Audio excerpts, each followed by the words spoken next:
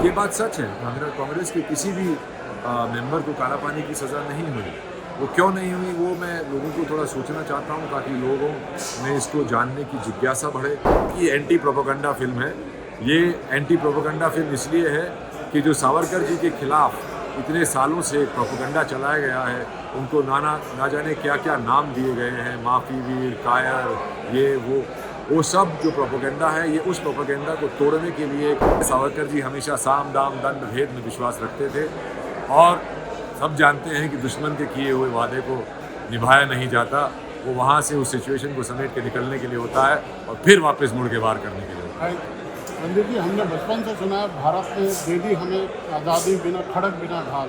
हाँ आपकी फिल्म तो बिल्कुल अपोजिट है। जी बिल्कुल। क्या कहते हैं सावरकर? जी मैंने भी यही पढ़ा था कि भारत को आज़ादी अहिंसा से ही मिली है, और वो भी 2-3 लोगों ने ही दिलाई है। पर एक सशस्त्र क्रांति भारत में थी जिसका बहुत बड़ा योगदान रहा है, जो कि किताबों में जितनी भी मैंने एक तकबे की किताबें पढ़ी हैं, उनमें सिर्फ यही लिखा है कि एक ही पैराग्राफ में पूरी सशस्त्र क्रांति को समेट दिया जाता है। वो ऐसा था नहीं।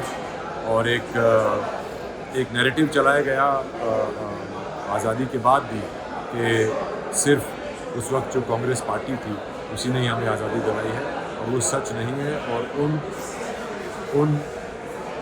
उन सचों, हिस्ट्री का क्या सच है क्या नहीं, वो आप जितनी रिसर्च करेंगे, किस नज़रिए से करेंगे, उससे पता चलता है। मैं अपनी रिसर्च से प्रूव ही कर देता हूँ कि अल्टीमेटली हमें सशस्त्र क्रांति से ही आज़ादी मिली थी। और इसमें मैं ये नहीं कह रहा हूँ कि अहिंसा का कोई रोल नहीं था। अहिंसा का बहुत बड़ा इसमें योगदान था, जिसने लोगों को जोड़ा साथ में, और दोनों सिरों से हमको आज़ादी मिली थी। ये मेरा इस मूवी में कहना है। आपने तो डायलॉग भी डाल दिया कांग्रेस के लिए, क्या काला पानी की सज़ा किसी कांग्रेसी को हुई? ये बात सच है। कांग्रेस के किसी भी मेंबर को काला पानी की सज़ा नहीं हुई।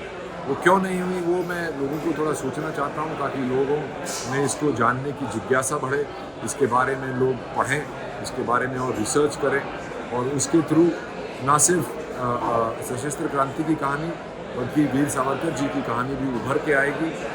और जिन लोगों से अंग्रेज़ ज़्यादा डरते थे, वो उनको मेन लैंड से दूर कारावास में भेज देते थे, जैसे कि सावरकर जी को भेजा, और उनको तो 2 लाइफ टाइम के लिए भेजा।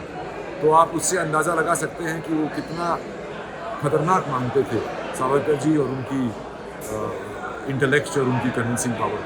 इसीलिए इसको प्रोपेगेंडा फिल्म भी कह रहे हैं विरोधी पार्टी के जो लोग हैं। जी। बहुत इसको बोले, आप इसका अच्छा जवाब दे रहे हैं क्या? हाँ, मेरा जवाब है कि एंटी प्रोपेगेंडा फिल्म है। ये एंटी प्रोपेगेंडा फिल्म इसलिए है कि जो सावरकर जी के खिलाफ इतने सालों से प्रोपेगेंडा चलाया गया है, उनको ना जाने क्या क्या नाम दिए गए हैं, माफ़ी वीर, कायर, ये वो सब जो प्रोपेगेंडा है, ये उस प्रोपेगेंडा को तोड़ने के लिए, एक असलियत लोगों के सामने लाने के लिए, एक और हमारा जो इतिहास जिसको एक धुंधला कर दिया गया है, वो लोगों के सामने लाने के लिए ये था। इत्तेफाकन ये पिक्चर 22 मार्च को रिलीज़ हो रही है।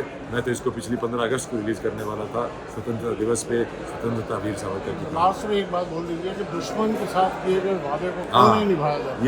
ये बिल्कुल है। सावरकर जी हमेशा साम दाम दंड भेद में विश्वास रखते थे, और सब जानते हैं कि दुश्मन के किए हुए वादे को निभाया नहीं जाता। वो वहाँ से उस सिचुएशन को समेट के निकलने के लिए होता है और फिर वापस मुड़ के वार करने के लिए।